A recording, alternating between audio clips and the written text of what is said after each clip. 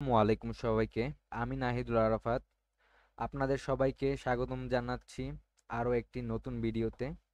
আজকে যেই টপিক সম্পর্কে আমরা বা যেই সাবজেক্ট সম্পর্কে আমরা আলোচনা করতে যাচ্ছি সেটি হচ্ছে সিস্টেম অ্যানালাইসিস অ্যান্ড ডিজাইন। আচ্ছা, এখন আমরা আমাদের সামনে মিড টার্ম এক্সাম। তো মিড টার্ম এক্সামের জন্য আমি আলাদাভাবে একটা পিডিএফ পিডিএফ না, সরি, ডকুমেন্ট ফাইল বা ওয়ার্ড ফাইল রেডি করেছি আমার নোটের জন্য। তো আমি এখান থেকেই আপনাদের সবাইকে বোঝানোর চেষ্টা করব ইনশাল্লাহ। আর আপনারা অনেকেই আমাকে মেসেজ করেছেন যাতে আমি মিড টার্মের জন্য ভিডিও মেক করি। তো এতদিন আমি সময় পাইনি এবং টাইম পাইনি, তাই এখন চেষ্টা করব আহ, নিয়মিত ভিডিও আপলোড করতে। তো শুরু করতে যাচ্ছি আজকের এই ভিডিও। আচ্ছা, এখন আপনারা যদি আমার এই নোটটা যদি দেখেন তাহলে দেখতে পারবেন যে এখানে ইংলিশের পাশাপাশি আমি বাংলা সাইডে লিখে রেখেছি সবগুলোর ক্ষেত্রেই। এই পুরো নোটের মধ্যেই আমি ইংলিশই পাশাপাশি বাংলা ব্যাখ্যা করে রেখেছি, যাতে বুঝতে সুবিধা হয়, পরীক্ষার আগে দেখলেই আমাদের হয়ে যায়, আমাদের যাতে আর কষ্ট করা না লাগে। আর আমরা আমরা নিজেদের মতন করে তো লিখতে পারবোই যদি আমরা বুঝতে পারি বিষয়টা। তো আমি এই ভিডিওতে মূলত আমাদের মিড টার্মের জন্য যেসব যেসব টপিক একদম ইম্পর্টেন্ট এবং আসার মতো সেগুলো নিয়েই আলোচনা করব। এর বাইরে আমি কিছু আর নিয়ে আলোচনা করব না। তো এখন কিছু লিমিটেশন থাকতেই পারে এই ভিডিওতে, তো সেগুলো ক্ষমার দৃষ্টিতে দেখবেন। তো আজকে আমি এখন শুরু করতে যাচ্ছি সিস্টেম অ্যানালাইসিসের ফার্স্ট চ্যাপ্টার। আর এই ভিডিওগুলো অবশ্যই প্লে লিস্ট আকারে আসবে, তাই আপনারা প্লে লিস্টের সিকোয়েন্স ওয়াইজ দেখার চেষ্টা করবেন। আচ্ছা, এখন আমরা প্রথমেই আসি একজন সিস্টেম অ্যানালাইসিস কে। এখন the system analyst must be able to work with people of all description, মানে বিভিন্ন রকম লোকেদের সাথে, বিভিন্ন প্রকার বা বিভিন্ন শ্রেণীর লোকেদের সাথে একজন সিস্টেম অ্যানালাইসিস কি করবে, কাজ করার সক্ষমতা থাকতে হবে। And be experienced in working with computer, এবং কম্পিউটারে কাজ করার দক্ষতা থাকতে হবে একজন কার, সিস্টেম অ্যানালাইসিসের। আচ্ছা, এখন যেটা আসি most important, role of system analyst. এখন একজন সিস্টেম অ্যানালাইসিস্টের রোল কি কি হতে পারে সে আগে বলে নিই। একজন সিস্টেম অ্যানালাইসিসের মূল তিনটা বৈশিষ্ট্য হচ্ছে কনসালটেন্ট, সাপোর্টিং এক্সপার্ট এবং এজেন্ট অফ চেঞ্জেস। এখন কনসালটেন্ট বলতে আমরা বুঝি পরামর্শদাতা। সে কি করবে, একজন সিস্টেম অ্যানালাইসিস তার ব্যবহারকারীকে, মানে যে সে একটা সিস্টেম মেক করলো সেই সিস্টেমকে সে ব্যবহারকারীকে পরামর্শ দিবে। আর সমাধানে কিভাবে কিভাবে সমাধান করতে পারবে সেটা আহ, সেটার তথ্য দিয়ে সে তার ব্যবহারকারীকে সহযোগিতা করতে পারে। এখন system and support, sorry, supporting expert. এখন প্রযুক্তিগত নানা রকম আমাদের জটিলতা পড়তে পারি, সেটার সাপোর্ট দিবে একজন সিস্টেম অ্যানালাইসিস্ট। আর পাশে আমি ব্যাখ্যা দিয়ে রাখছি, এই ব্যাখ্যাগুলো পড়ে নিবেন।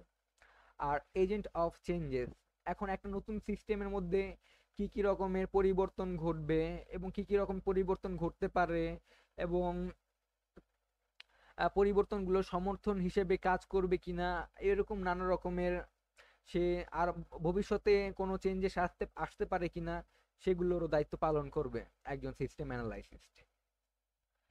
আচ্ছা, এখন যদি আসি multi functional role of system analyst. এখন একজন সিস্টেম অ্যানালাইসিসের বিভিন্ন রকমের রোল থাকতে পারে, যেমন problem problem identification, evolution and synthesis, এরপরে মডেলিং, এরপরে ভেরিফিকেশন অফ দ্য মডেল, এরপরে এরপরে হইছে মডিফিকেশন। এরকম আমাদের চেঞ্জেস থাকতে পারে। এখন যদি আমরা প্রথম থেকে দেখি, প্রবলেম আইডেন্টিফিকেশন। এখন সিস্টেম অ্যানালাইসিস কি করবে? এখন আমাদের মধ্যে একজন মিডলম্যান হিসেবে কাজ করবে আমাদের সিস্টেম অ্যানালাইসিস। এখন যেমন আমাদের ডেভেলপার থাকতে পারে এবং ইউজার থাকতে পারে। এখন এই ইউজার আর ডেভেলপারের মধ্যে মিডলম্যান হিসেবে কাজ করে হইছে আমাদের সিস্টেম অ্যানালাইসিস।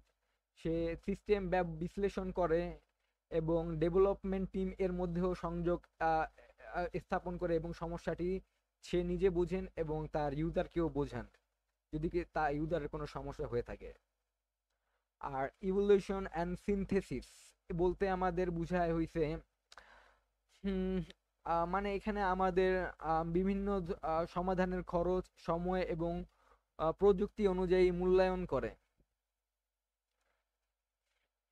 আর এইগুলা যা আছে একটু পড়ে নিবেন, কারণ আমি ডিটেলসে যাব না, আগেই বলছি যেগুলো যেগুলো ইম্পর্টেন্ট সেগুলো আমি পড়াবো।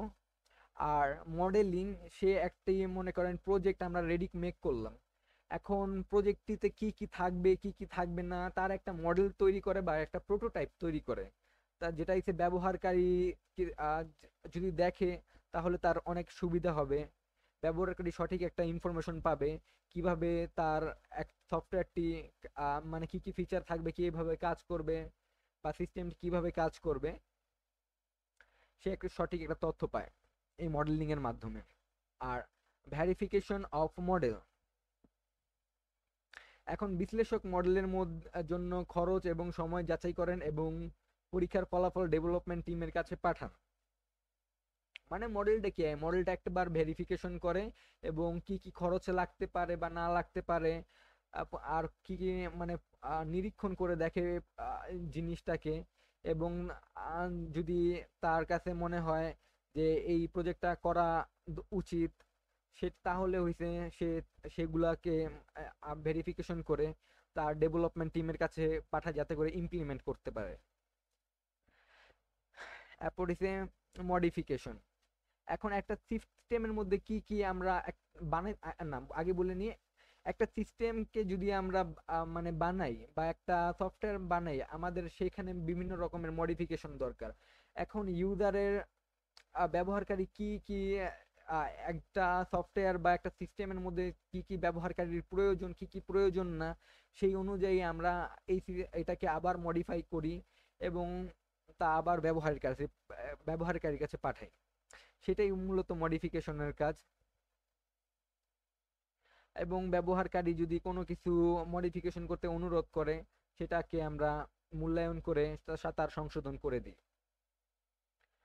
আচ্ছা, এখন হইছে মাল্টিফেজ রোল অফ সিস্টেম অ্যানালাইসিস। এখন এইখানে কি কি আছে, এখানে আছে সে একজন আর্কিটেক্ট। আচ্ছা, অ্যান আর্কিটেক্ট মানে একজন সিস্টেম অ্যানালাইসিস কি করে, আমরা যেমন একজন যদি চিন্তা করি একজন ইঞ্জিনিয়ার কি করে, একজন ইঞ্জিনিয়ার হইছে একটা বিল্ডিং বানায়, ওই বিল্ডিং এ কি কি প্রয়োজন হয় তো সেটাকে একটা আর্কিটেক্ট করে এবং একটা নকশা তৈরি করে। সেম একজন সিস্টেম অ্যানালাইসিস্টও সেটার একটা ডিজাইন তৈরি করেন এবং তা দলের জন্য কার্যকর রূপরেখা একটা প্রদান করে দেন। এখানে আমি এটা পুরা মানে পুরা লেখার একটা বিশ্লেষণ এখানে আমি লিখে দিছি যাতে করে বুঝতে সুবিধা হয়। আচ্ছা, অ্যান এজেন্ট অফ চেঞ্জেস। এখন অ্যান এজেন্ট অফ চেঞ্জেস বলতে কি বোঝায়, এখন কোনো যদি ভবিষ্যতে আমাদের এই সফটওয়্যারের মধ্যে কোনো পরিবর্তন যদি ঘটাতে চাই, সেটা হইছে সে করে দিতে পারবে। এটাই হইছে মূলত, যেমন হচ্ছে বিশ্লেষক ভবিষ্যতের জন্য প্রস্তুতি নেয় এবং পরিবর্তনকে স্বাগতম জানিয়ে সিস্টেমকে নতুন মডেল তৈরি করে। এটাই হইছে সিস্টেম অফ চেঞ্জ, মানে আমাদের নানা সময় আপডেটের প্রয়োজন পড়ে, সেটা হইছে এখানে বোঝানো হয়েছে। 3 নাম্বার যেটা, সেটা হচ্ছে ইনভেস্টিগেটর অ্যান্ড মনিটর। এখন একজন সিস্টেম অ্যানালাইসিস্ট একটি সমস্যার মূল কারণ খুঁজে বের করতে সক্ষম এবং সিস্টেম কার্যক্রম এবং নিয়ন্ত্রণে দক্ষ হন। এরপরে যেটা আছে সেটা হচ্ছে অ্যান অর্গানাইজার। সে এই সিস্টেমটি সঠিকভাবে আহ, মানে কার্যক্রম চলছে কিনা তার একটি পরিষ্কার ধারণা সে প্রদান করে থাকে এবং সেগুলোকে সঠিকভাবে সাজিয়ে রাখে। আর সে একজন মোটিভেটর অ্যান্ড সাইকোলজিস্ট।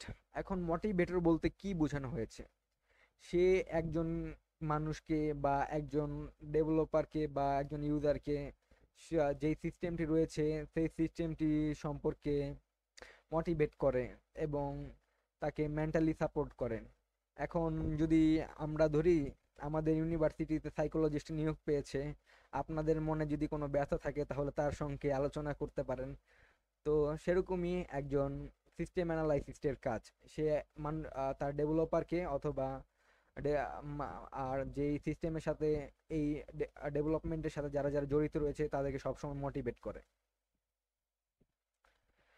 ওকে, এতটুকু ছিল একজন সিস্টেম অ্যানালাইসিস্টের রোল।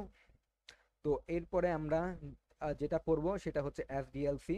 সেটা হচ্ছে সেকেন্ড প্লে লিস্টের ভিডিওতে আসবে ইনশাআল্লাহ। তো সবাইকে ধন্যবাদ, আর অবশ্যই চ্যানেলটি সাবস্ক্রাইব করে রাখবেন।